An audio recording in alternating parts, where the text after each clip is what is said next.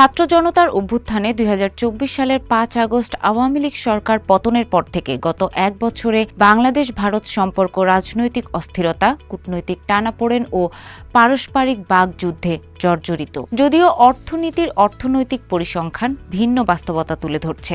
আমদানি রফতানির পরিসংখ্যান বলছে, খাদ্যশস্য, তুলা, সুতা থেকে শুরু করে বিদ্যুৎ ও জ্বালানিতে বাংলাদেশের ওপর ভারতের ভূ অর্থনৈতিক প্রভাব এখনও অক্ষুণ্ণ রয়েছে। শেখ হাসিনার পতনের পর থেকে বাংলাদেশিদের ভিসা দেয়া সীমিত করেছে ভারত। দুদেশের মধ্যে কয়েক মাস ধরে চলা বাগযুদ্ধের পর বাংলাদেশ ভারত একে অন্যের বিরুদ্ধে পাল্টাপাল্টি বাণিজ্য নিষেধাজ্ঞা আরোপ করে। তবে পরিসংখ্যান বলছে, গত এক বছরে দুই দেশের রাজনৈতিক টানাপোড়েন কূটনৈতিক পর্যায়ে প্রভাব ফেললেও বাণিজ্যের ক্ষেত্রে তেমন স্পর্শ করতে পারেনি।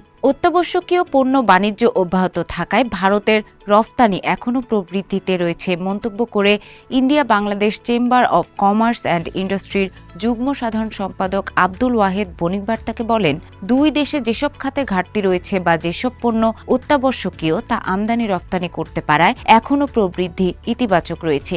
এটি নেতিবাচক হয়নি। তবে যেসব বন্দরে আগে প্রতিদিন আমদানি হতো ৩০০ থেকে ৪০০ ট্রাক, তা বর্তমানে ১৫০ ট্রাকে নেমে গেছে।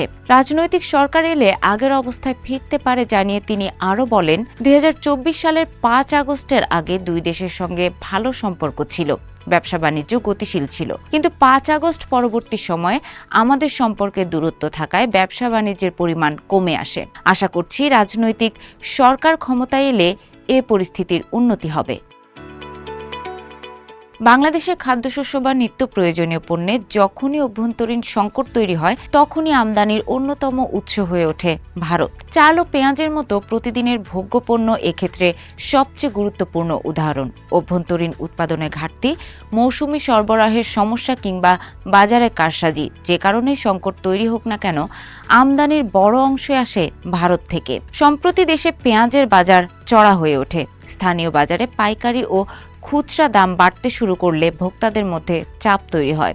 পরিস্থিতি নিয়ন্ত্রণে রাখতে আগস্টে সরকার ভারতের দিক থেকে পেঁয়াজ আমদানির অনুমতি দেয়। দিনাজপুরের হিলি ও যশোরের বেনাপোল স্থলবন্দর দিয়ে ট্রাকে করে আমদানি শুরু হয়। ভারতীয় পেঁয়াজ দেশের বাজারে প্রবেশ করার পরপরই এর প্রভাব স্পষ্ট হয়ে ওঠে। পাইকারি বাজারে দাম কিছুটা কমে আসে, যা পরে খুচরা বাজারেও প্রতিফলিত হয়। ভারতের বাণিজ্য ও শিল্প মন্ত্রণালয়ের বাণিজ্য বিভাগের তথ্য মতে ২০২৩-২৪ অর্থ বছরে ভারত থেকে বাংলাদেশে তুলা আমদানি হয়েছিল প্রায় $২,৩৬৯ কোটি, আর ২০২৪-২৫ অর্থ বছরে এ পরিমাণ বেড়ে দাঁড়িয়েছে প্রায় $২,৮০৩ কোটি। অর্থাৎ তুলা আমদানিতে প্রবৃদ্ধি হয়েছে ১৮.৩৪%। তৈরি পোশাক রফতানিতে বিশ্বের দ্বিতীয় শীর্ষ অবস্থানে থাকা বাংলাদেশে ৫ শতাধিক সুতাকল বা স্পিনিং মিল রয়েছে। তারপরও প্রতি বছর বিপুল পরিমাণ সুতা আমদানি করতে হয়, যার বেশিরভাগই ভারত থেকে আসে। ভারত থেকে স্থলবন্দর দিয়ে সুতা আমদানি এই বছরের মধ্যে এপ্রিলে বন্ধ করে দেয় বাংলাদেশ সরকার। তবে বিধিনিষেধ আরোপের পরও ভারত থেকে সুতা আমদানি কমেছে সামান্যই। অর্থাৎ তৈরি পোশাক শিল্পের জন্য প্রয়োজনীয় কাঁচামালের ক্ষেত্রে ভারতের প্রভাব এতটাই গভীর যে রাজনৈতিক টানাপোড়েন বা সাময়িক নীতিগত সীমাবদ্ধতা থাকলেও বাণিজ্যের প্রবাহ বন্ধ হচ্ছে না। এভাবে ভারতের ভূ অর্থনৈতিক প্রভাব বাংলাদেশের সবচেয়ে বড় রফতানিমুখী খাতেও অক্ষুণ্ণ থেকে যাচ্ছে। তবে সম্প্রতি যুক্তরাষ্ট্র থেকে তুলা আমদানি বাড়ানোর উদ্যোগ নিয়েছে বাংলাদেশ।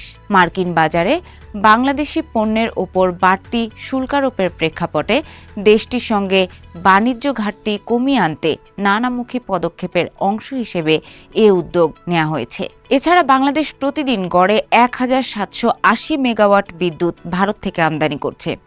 দেশের মোট বিদ্যুৎ চাহিদা পূরণের এ সরবরাহের অবদান দাঁড়াচ্ছে ১৫% বেশি। স্থানীয় বিদ্যুৎ কেন্দ্রগুলোয় জ্বালানি ঘাটতি ও বিপুল পরিমাণ বকেয়া পাওনার কারণে জাতীয় গ্রিড ক্রমেই ভারতের সরকারি প্রতিষ্ঠান এবং আদানি গ্রুপের বিদ্যুৎ কেন্দ্র থেকে সরবরাহকৃত বিদ্যুতের ওপর নির্ভরশীল হয়ে উঠছে। বিদ্যুৎ ক্রয়ে আদানির প্রশ্নবিদ্ধ পাওনা পতিত আওয়ামী লীগ সরকারের চেয়ে দ্রুত পরিশোধ করছে অন্তর্বর্তী সরকার। শুধু বিদ্যুৎ নয়, জ্বালানি খাতেও ভারতের ওপর নির্ভরশীলতা রয়েছে। সীমান্তবর্তী পাইপলাইনের মাধ্যমে বাংলাদেশে বিপুল পরিমাণ জ্বালানি তেল আসছে। এসব বিষয়ে সাবেক রাষ্ট্রদূত হুমায়ুন কবির বণিক বার্তাকে বলেন, বাংলাদেশ ও ভারতের সম্পর্কের কয়েকটি স্তর রয়েছে। এর মধ্যে কিছু স্তর এমন যেগুলোকে বিচ্ছিন্ন করা প্রায় অসম্ভব। ভৌগোলিক বাস্তবতায় 3 দিকে ভারতের সীমান্তে ঘেরা বাংলাদেশ। এই অবস্থানকে অস্বীকার করার সুযোগ নেই। চাইলে তো সীমান্ত সরিয়ে নেওয়া সম্ভব নয়। তিনি আরও বলেন, পারস্পরিক সম্পর্কের কিছু দিক পরিবর্তনের সুযোগ নেই। মূল সমস্যা তৈরি হয় রাজনৈতিক, কূটনৈতিক ও দৃষ্টিভঙ্গির। বিশেষ করে রাজনৈতিক জায়গাটা বারবার চ্যালেঞ্জের মুখে পড়ে। তবে কিছু বিষয় পারস্পরিক সম্পর্ক সহজে থামানো যায় না।